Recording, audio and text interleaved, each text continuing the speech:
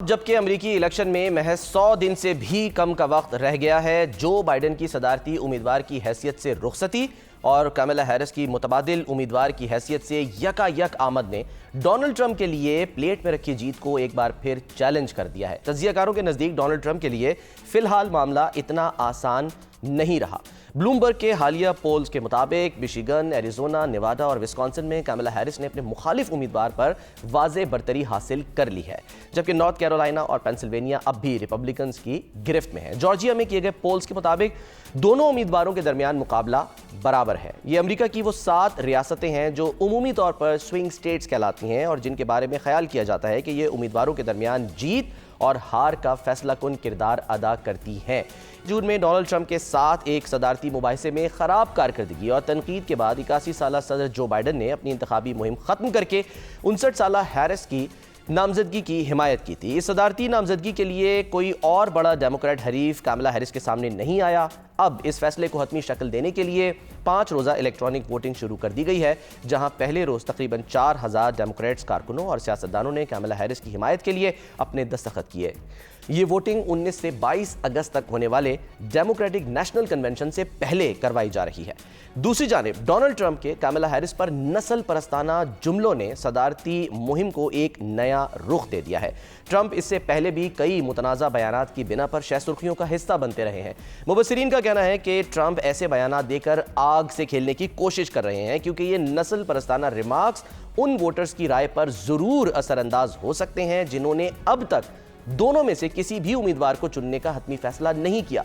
लेकिन अगर बात कर ली जाए तो डोनाल्ड ट्रंप के सपोर्टर्स की तो ये बात तय है कि उन्होंने अपने लीडर को छोड़कर कहीं नहीं जाना।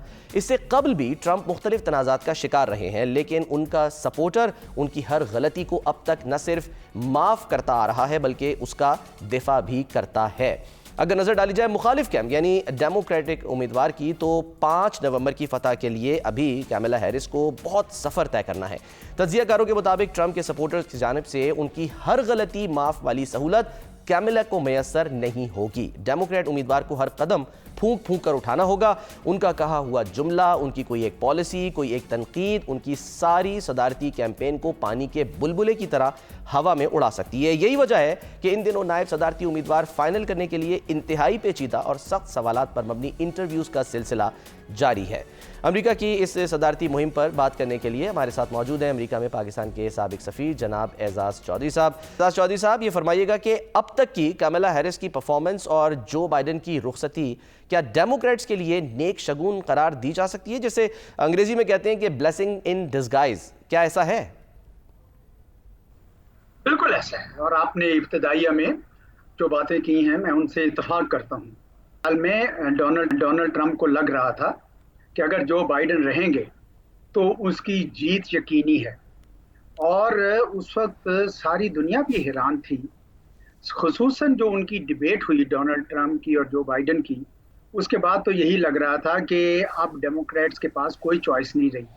लेकिन एकदम से उन्होंने जो अपनी विड्रॉ किया है अपने आप को और कमला हैरिस को आगे दिया है, और फिर उसको जो नॉमिनेशंस मिली हैं सदर क्लिंटन से, सदर ओबामा से, तो ऐसा लग रहा है कि शायद डेमोक्रेटिक कन्वेंशन जो होने वाली है इस महीने, तीसरे चौथे हफ्ते है कि ये बन जाएंगी मुतफिका कैंडिडेट डेमोक्रेट्स की। और अभी तक की भी जो उनकी परफॉर्मेंस रही है उससे भी ये लगता है कि ये डोनाल्ड ट्रंप को काफी सख्त मुकाबला देंगी। अब ऐसे में जो नजर आ रहा है वो ये है कि कमला हैरिस की ख्वाहिश है कि किसी तरीके से प्रेसिडेंशियल डिबेट हो जाए, क्योंकि डिबेट में डोनाल्ड ट्रंप जो है वो यानी एक किस्म का स्ट्रीट स्मार्ट कमेंट्स तो जरूर देते हैं, लेकिन कोई इतनी कोई विजनरी बातें नहीं करते हैं। और मेरे ख्याल में कमला हैरिस उनको शायद अगर डिबेट हो जाती है तो उसमें उनके काफी पॉइंट्स बढ़ जाएंगे। लेकिन अक्सर एजाज चौधरी साहब जो उनकी तकारीर है उसमें कमला हैरिस ये कहती रही हैं कि मैं एक प्रोसिक्यूटर रही हूँ, मुझे पता है मैंने अगले को कैसे प्रोसिक्यूट करना है। तो ये जो कॉन्फिडेंस है, आपको लगता है इसी का नतीजा है कि डोनाल्ड ट्रंप अब वो जो एक मुबाहिसा होने वाला था एबीसी न्यूज़ के ऊपर, उससे राह फरार इख्तियार कर रहे हैं?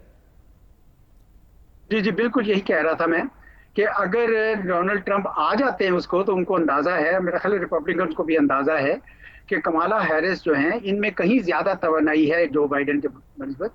जो बाइडेन भी अपनी जवानी में बड़े तगड़े थे, इतने साल सेनेटर रहे, 8 साल वाइस प्रेसिडेंट रहे, लेकिन एक वक्त आता है इंसान के ऊपर, मेरे ख्याल में उन पे वो वक्त आ गया था।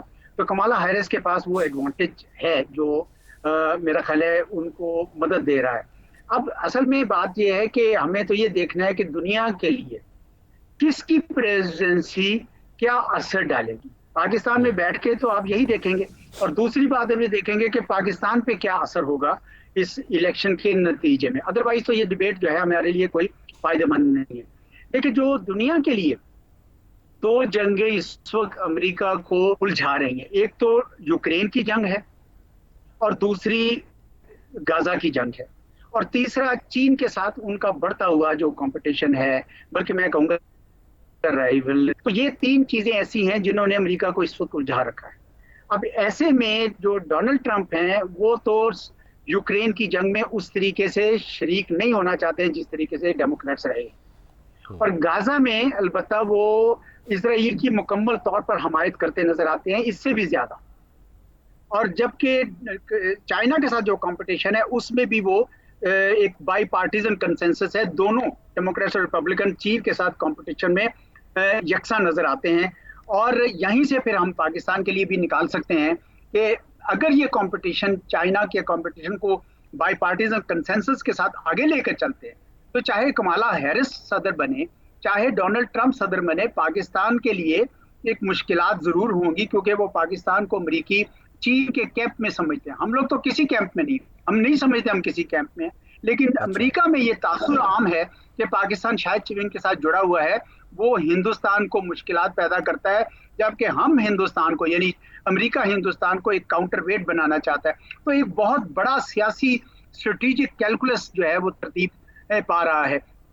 जहां तक गाजा में जंग का ताल्लुक है, वो बदकिस्मती से इसराइल के साथ भी बाई पार्टीजन कंसेंसस उसके साथ सपोर्ट है, और जो गाजा में इस वक्त जुल्म हो रहा है आपने देख लिया है कि अमेरिका आज भी उसके साथ है। अब जरा जो इस वक्त ईरान के साथ तनाव आया है, तो आपने देखा है कि अमेरिका की तमाम जो मिलिट्री मूवमेंट्स हैं, डिप्लॉयमेंट्स हैं, वो सब हरकत में आ गई हैं कि अगर ईरान ने कुछ किया तो हम उसको अटैक करें। लेकिन एजाज साहब आपने कहा कि डोनाल्ड ट्रंप आए या फिर कमला हैरिस आए, जो उनकी बाज़ मामलात पर जो पॉलिसी है, फॉरेन पॉलिसी, उस पर कोई फ़र्क नहीं पड़ेगा। लेकिन डोनाल्ड ट्रंप जो हैं वो तो जंग मुखालिफ हमेशा से रहे हैं, कहते भी रहे हैं, और उन्होंने ये भी दावा किया था कि जी अगर मैं होता तो मैं ये कभी भी यूक्रेन की जंग ना होने देता। तो आपको क्या लगता है यही वजह है कि नेतन्याहू ने मौका गनीमत जाना कि भाई यही मौका है, इसी वक्त हम इस्माइल हानिया को जो है वो निशाना बनाए ताकि जो कुछ करना है वो ट्रंप के मुमकिन तौर पर अगर वो प्रेसिडेंट बन जाते हैं उससे पहले पहले कर लिया जाए, क्योंकि सबसे बड़ी सपोर्ट आमतौर पर जो देखी जाती है वो हमेशा अमेरिका की होती है इसराइल के लिए। देखिए, अमेरिका में ये तासुर था खसूसन बाइडेन एडमिनिस्ट्रेशन में कि ये जो गाजा की जंग है ये नहीं होनी चाहिए, इससे यूक्रेन से तवज्जो हट रही है। लेकिन नेतन्याहू का ये ख्याल था कि मेरे पर अब इतना दबाव बढ़ गया है कि 40,000 लोग मार दिए हैं, मुझे इसको एक्सपेंड करना है इस थिएटर को, ताकि तवज्जो, अब देखें ना तवज्जो हट गई। अब हर दिन आप ये सोच रहे हैं कि अच्छा ईरान क्या करेगा, क्या ईरान अटैक करेगा डायरेक्टली इसराइल में, क्या ईरान इधर करेगा, और आपने वो जो तवज्जो हटाना चाहता था वो उसमें। अब मसला सिर्फ ये है अमेरिका को कि क्या ये जंग फैल जाए। अगर ये खुदा ना खास्ता जंग फैलती है तो फिर मैं नहीं समझता कि अमेरिका उसके हक में होगा। अमेरिका इस तरह की जंगें नहीं फैलाना चाहता, वो यूक्रेन का ही मसला नहीं हल कर पा रहा। हाँ, अगर डोनाल्ड ट्रंप आते हैं और वो उनके आने से पहले पहले, आपने सही कहा कि उनके आने से पहले पहले शायद नेतन्याहू ये करना चाहे, लेकिन जब डोनाल्ड ट्रंप आ जाएगा तो शायद नेतन्याहू को और ज्यादा फायदा होगा,